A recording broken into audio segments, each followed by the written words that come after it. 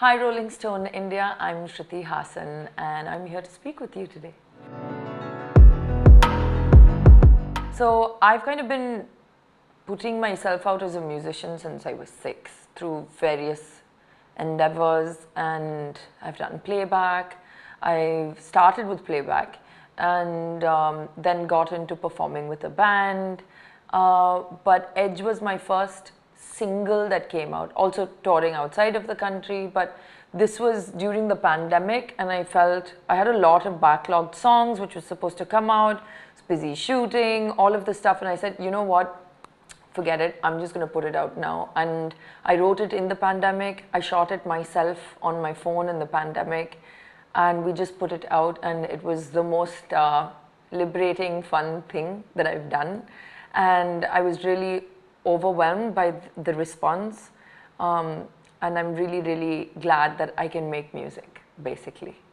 So before She's a Hero, there's actually like 3 or 4 songs in backlog which are yet to come out, and She's a Hero was not anywhere in the picture really, but my partner Shantanu Hazarika had this art exhibit and he wanted a bunch of us to kind of perform at it, his friends, basically his mates, and then so it was myself and then Karan, Kanchan and Altaf, and I had already started working on She Is a Hero around my birthday, before my birthday, played it for my friends on my birthday, and I had sent it to Karan Parikh, who worked on Edge with me. He produced the song, and we were like, yeah, we'll put it down. We even put down the idea, and then Altaf heard it and he really liked it, and he wanted to rap over that live, basically at the exhibit.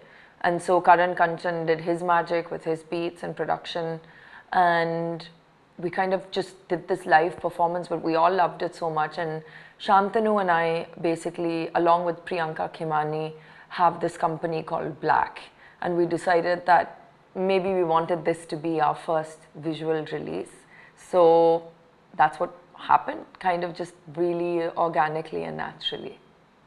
Lyrically, I wrote it alone on the piano first.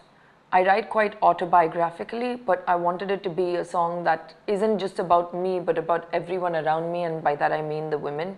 I wanted everyone to be able to relate to it on every level, or any level that resonated with them, and that's always been, I think, not just mine, but any songwriter's kind of motive, you know, that I want to give enough space for people to connect their story into it.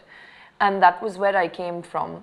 So when I started the song with the lyric, she has a fever and it is burning her up from the inside, this has, it's like a double-edged sword of, you have a fever, it makes you vulnerable, it's burning you up and it's debilitating, but it's that very same fever that burns with a fire and a passion to take you forward. And I think that's something that women relate to. I as a woman related to it. And as the story continues lyrically, you get to a point where the woman or the protagonist's voice, which would be me in the song, saying, I would be scared if I were you, because I do believe that there's nothing worse than a pissed off woman. So basically, like I said, I've worked with Karan Parikh before and Kanchan.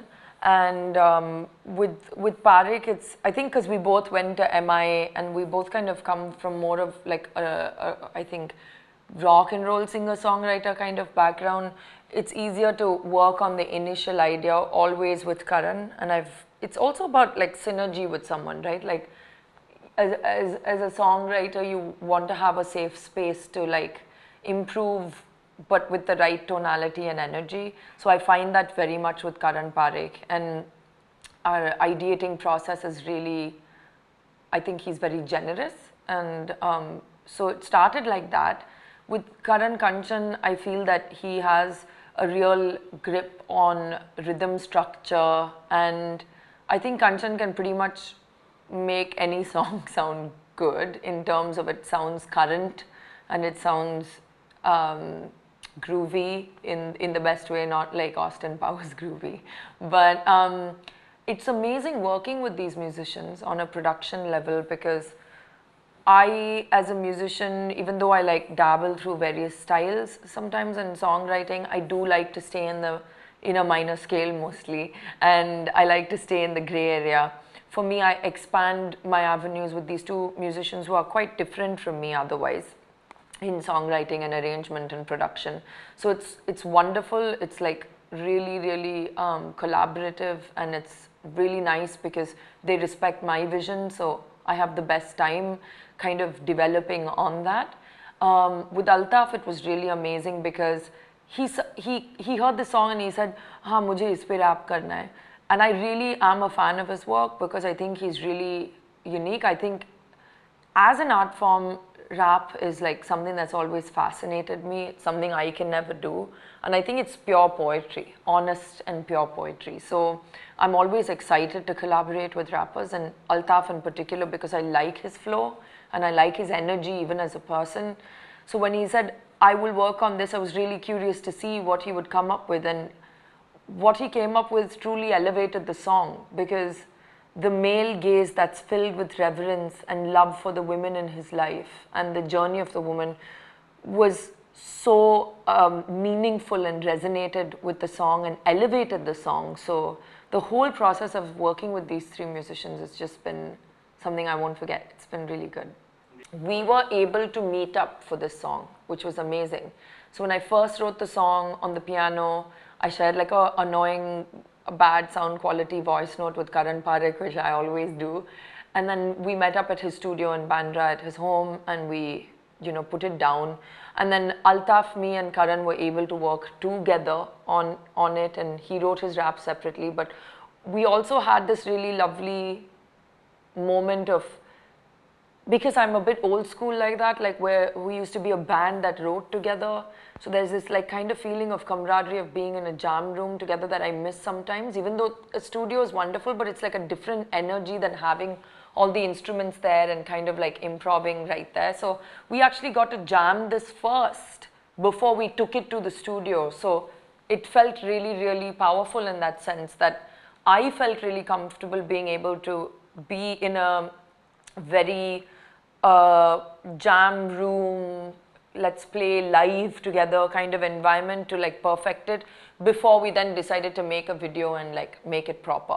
So we actually rehearsed for a live performance first, and I think that energy is what translates even in the video, and that's what I wanted, which is why we wanted to make it look kind of like they're jamming. So we worked with our director who goes by Glitch, Mohit, and he's good mates with Shantanu, and we wanted to, I was very clear as a woman that I wanted the past, the present and the future to be represented in the video. And the present would be from the point of view of me speaking, because, it's the present of the video. The past is the women behind us, and that's why we use the projector technique, to have these women, because they project their lessons onto us. They project their hopes and experiences on us as mothers, as sisters, as wives, as, we are the surface upon which we project or are projected upon by the people that we love. So we wanted that, the women behind us, to be represented. And then the future is the part that I was really excited about, because I knew I wanted young women, really young women, who had their whole lives ahead of them. So we were thinking, do we call our friends' daughters? Do we get child actors?